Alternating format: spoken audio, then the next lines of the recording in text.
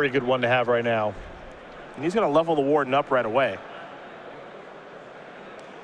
That'll make it into a 4-4 given the Gideon emblem, which makes it a nice target for this Crackling Doom.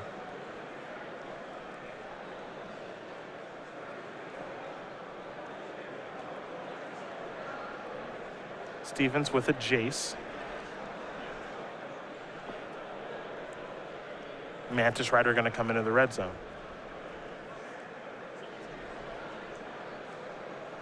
Looks like Mann's going to triple block one. I like a triple block here a lot. Make sure that one removal spell does not blow up the whole operation. Because, again, remember, those stoppers are 2/2s thanks to Gideon's emblem.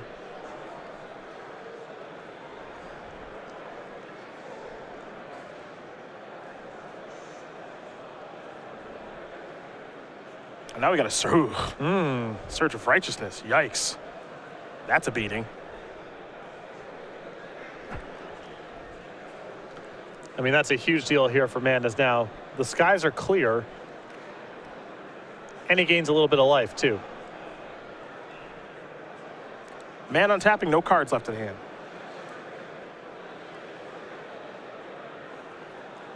So he is reaching for the mana very quickly here. Looks like he will give the beatdowns in the air just a little bit along with the Warden, though I think he's expecting the Warden to die. He'll level up. There's Crackling Doom. See you later.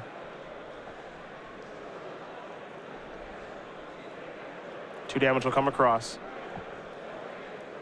Does Mann have a follow-up? It appears that he does.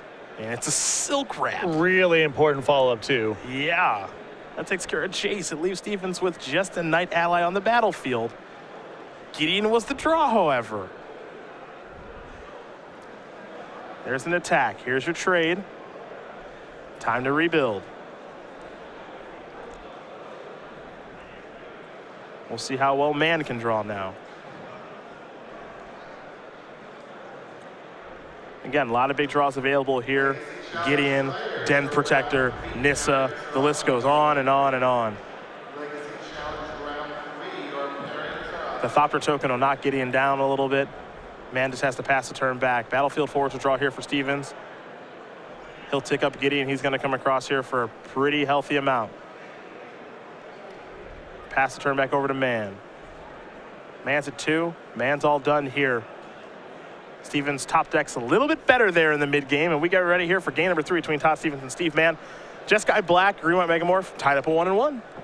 And a matchup I feel like we're going to be seeing quite a bit of over the course of this weekend. You see Steve trying to get an eye on what the clock looks like. About 17 minutes. I agree with you. We'll see a lot of this.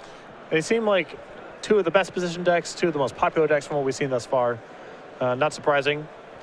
Green White Megamorph looked very impressive last week, and Mantis Rider seems like a great way to try to solve that problem.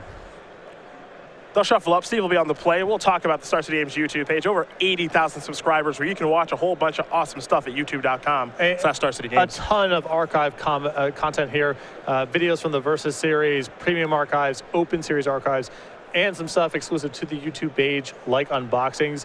Head over to youtube.com/Star City Games. Become a subscriber today and get notified when new content is uploaded to the site. Game 3 here, as these players do shuffle up pretty quickly. For Steve Mann, 32 years old, from Tampa, Florida. He's got an invitational top 8. We saw that just about a month and a half ago in New Jersey, where he lost in the finals to Alex Bistecki. 10 Open Series top 8s with a win, 1 Pro Tour top 8, a Pro Tour gate crash, and a Grand Prix top 8 on the resume. He's a drummer, ran across country, and this is a new one, I didn't know this. GoldenEye 64 Prodigy. Challenge him to a duel. I'd play some. What were your house rules? Everyone has different house That's rules. The best part is that's true. Everyone has different house rules. Okay, actually, tell me your house rules first. All right, house rules. This is known as Eugene Harvey rules. Okay. Just played a lot at his place. You had to play one-shot kills. Okay, we did this for a time. And you were allowed to be Odd Job, the small character, but you could only chop with him. You couldn't use a weapon. Interesting. And Odd Job's pretty close to balanced in this world.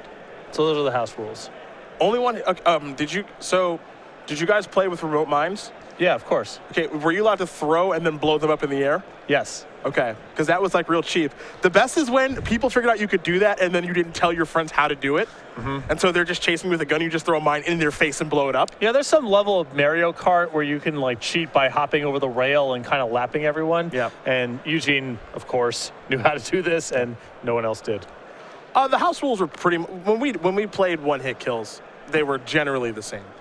But there was a while there. Did you have Odd Job was legal but nerfed? No, we didn't. We didn't have the Odd Job. The Odd Job nerf. Oh, slaps only. Yeah. Odd Job slaps only. No, what was the super tall guy's name?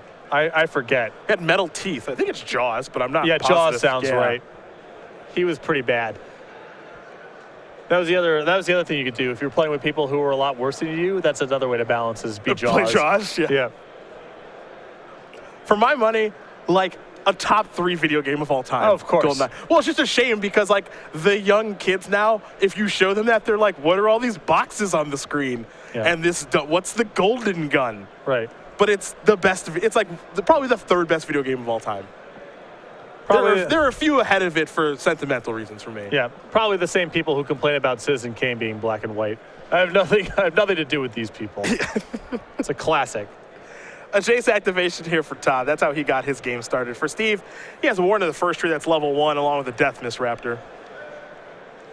Here's a Soulfire Grandmaster. Ah, yes, I see now. Here come the house rules for everyone via Twitter. I love it. Everyone played GoldenEye differently. It's the most house-ruled video game of all time, I think. Oh, see, that's a good rule. No proximity mines and rocket launchers only in the Aztec stage. Great rules. Great rules. Great rules there. Oh, That's a great set Anthony of rules. Lowry chiming in with his house rules. Great set of rules.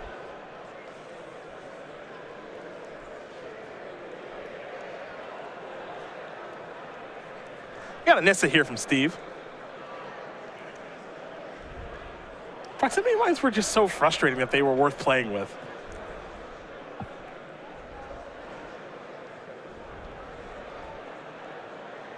I don't know. We cover tournaments with Brainstorm. You just learn to play. You just learn what the rules are, right?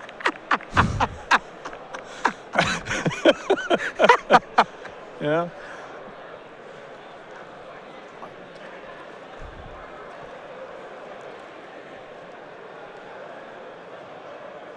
This is one way to try to beat Jace from the green-white side of the table. Is just dump a lot of pressure into play. Just attack him. And don't play a super long game. So here's the thing. This Jace is obviously really good. But this isn't like a level of Jace that's Jace the Mind Sculptor, where if Jace the Mind Sculptor's in play for like 2.5 turns, you're just dead. Well, the big difference is when your opponent has Jace in play, you still get to play Magic. Yes. So there's sometimes when Mind Sculptor is in play, and it's like, this is trivial. Like, playing out this game is unnecessary. Even when Jace is good, you never have that feeling. So that's a big difference.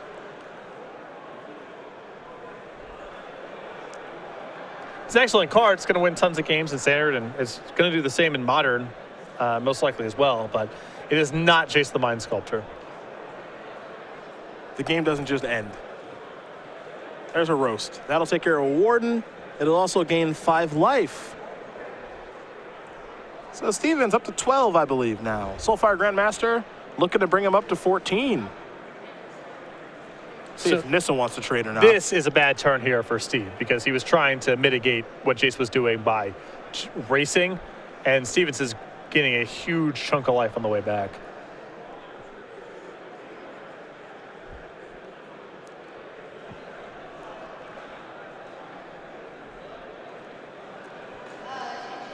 Yep, there's your trade. Grandmaster having a huge effect on this game.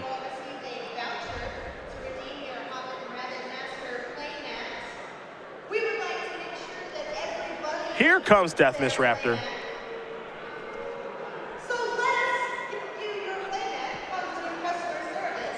Callie Anderson in the background there making a some rabbit pun involving giving out the Hop and Rabble Master Mats to a chorus of boos. Yes, tough crowd here in Atlanta.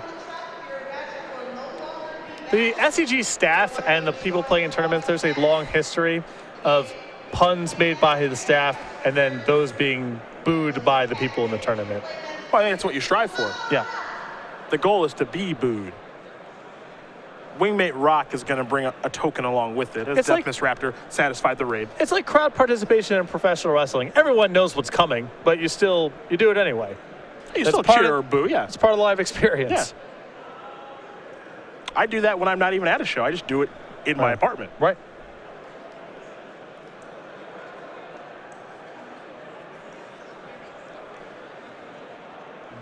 Gideon is going to be discarded. Jace is going to flip. Bit of an issue here for Todd. It appears no black mana. He has a copy of Crackling Doom in hand, but also he got three power creatures out here. This is pretty tough. Now he does have a Delta in hand, but even on this board, Crackling Doom is eh. Yeah, it's one of these weird sort of spots where Steven could just sacrifice the Death Miss Raptor, the least powerful of the three, and the one that he can get back later on. I suppose a line of play you can take here from Steven's position is to flashback Roast on the Raptor, and then your Crackling Doom at least takes care of a token. That costs you your Jace, however. Here is Crackling Doom. Death Miss Raptor is the easy sacrifice. Jace will take up, slow down Wingmate Rock a little bit, pass the turn back.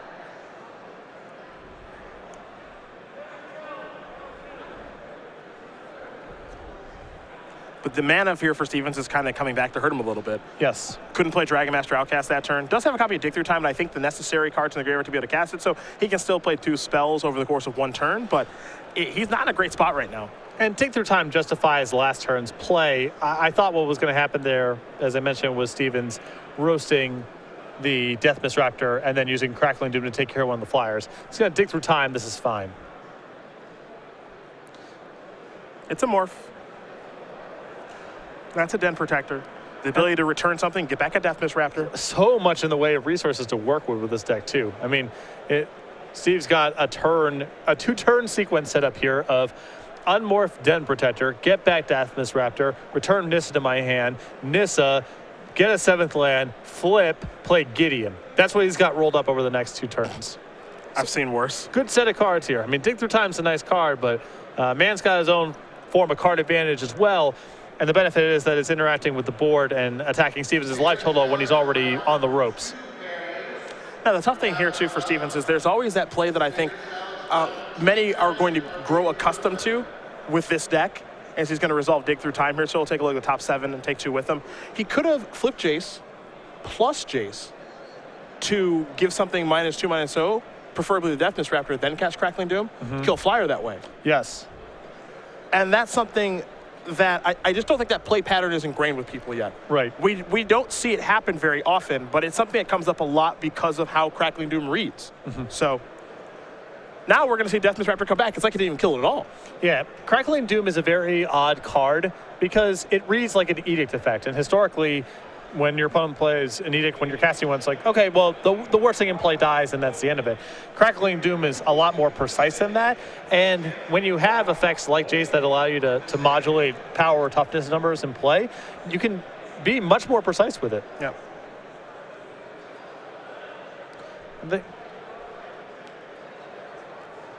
It looks like he's seen one too many cards with Dig Through Time, so a card goes back of the opponent's choice here. The ultimate punishment. Game lost! You drew extra cards! Yeah. I'm glad that's not the rule anymore. Yeah. Get out! Banned from the Open Series. You are banned for cheating! Back in our day. Oh, yeah. That is what happened. Did you miss your parades trigger? Yes, I did. Walk over to the nearest dealer and hand them your deck so you can never come back and play in the tournament again, and then get out of here. You filthy cheater.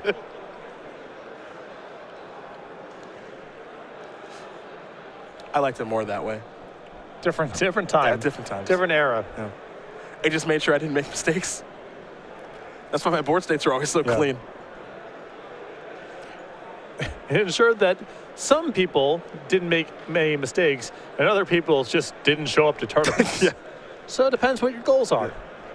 You want Grand Prix to be smaller. Yeah, bring that rule back. Bring that rule back. Stevens will draw now. Dig through time, done resolving. He's got an uphill climb in front of him.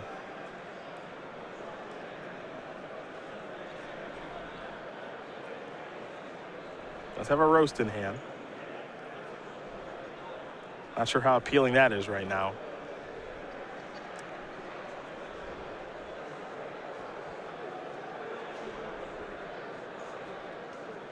Well, Stevens has to answer a lot of stuff.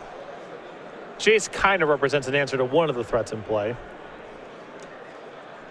Roast is an answer. Yeah, I mean, Roast is an answer for Den Protector, but Den Protector's going to get so much work done, you know? And the Death Miss Raptor's coming back also. Yeah. Here comes Manish Rider.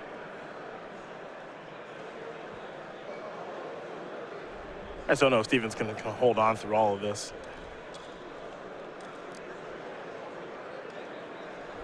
Gonna tick up Jace, slow down Wingmate Rock, cast Dragon Master Outcast. There's a Mystic Monastery. Mann wants to make sure he knows exactly what the Outcast does do. 6 lands necessary, and Stevens just played his 6th one. I think this might be the old dead on board. I believe so. With the return of Death Miss Raptor. And a little help from old Gideon. The Death Miss Raptor doesn't really move the equation here because the Outcast had nothing to block prior to this and now just chump blocks the Death Miss Raptor. But I just don't see Stevens getting out of this one. Nissa comes back. Death Miss Raptor enters the battlefield. Quick on tap. And just this sequence is just so backbreaking. Like it's almost, to me, it's like a green-white deck shouldn't be able to do this. Get back my Death Miss Raptor, regrow my Nissa, play my Nissa, get a land, flip my Nissa, cast Gideon. All that in one turn is just silly. It's all card advantage coming through creatures, though. Yeah. It feels like a green-white deck, for sure. That's true. You are right that in terms of raw card count, this green-white deck can hang with blue decks pretty easily. Blue decks wish they could hang with green-white. That's what it feels like to me. Until blue decks get a real card drawer again. Still got dig through time. Yeah, but that's not, you know, that's card selection. That's not card density. You have Ugin's Insight. That's there. There are options, yes. I just don't love them. Sphinx's Revelation isn't walking through that door. Well, that's good, because I don't want it to walk through that door. And when it was in the door, I was casting it and really enjoying it. Thirst for Knowledge is not walking through that door. Gideon makes an emblem. All these creatures are attacking. Wingmate Rock is going to gain some life. And with 2 creatures to be blocked here, the rest is going to come through. And I believe they're all going to Todd Stevens. So Stevens can survey the board here to see what the best blocks are. But with him at 4, assuming that life total is correct, there's a... I mean, there's no way out. It's all lethal. It's all lethal. It's all lethal.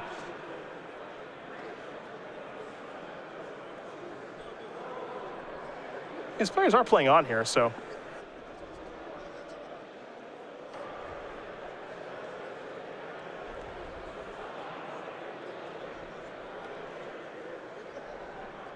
Yeah, it looks like Todd was at 10, not 4. Okay. So that will explain it. Us. Nissa will tick up. It's a Windswept Heath, pass the turn back.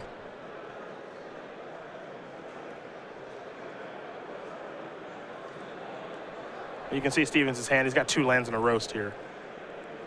So even though it wasn't over last turn, it's certainly over this turn. Steve Mann's going to win this match over Todd Stevens, 2-1. Green-White Megamorph will take care of Jeskai Black. And for Steve Mann, it's 6-0-1 for him. It's another great tournament. And a very good winning recipe there for Green-White Megamorph in this matchup. Get onto the board early, pressure their life total, and then use your card advantage to get the last couple points across the table before they overtake you with their more powerful late game. I know we don't see Brian Kibler much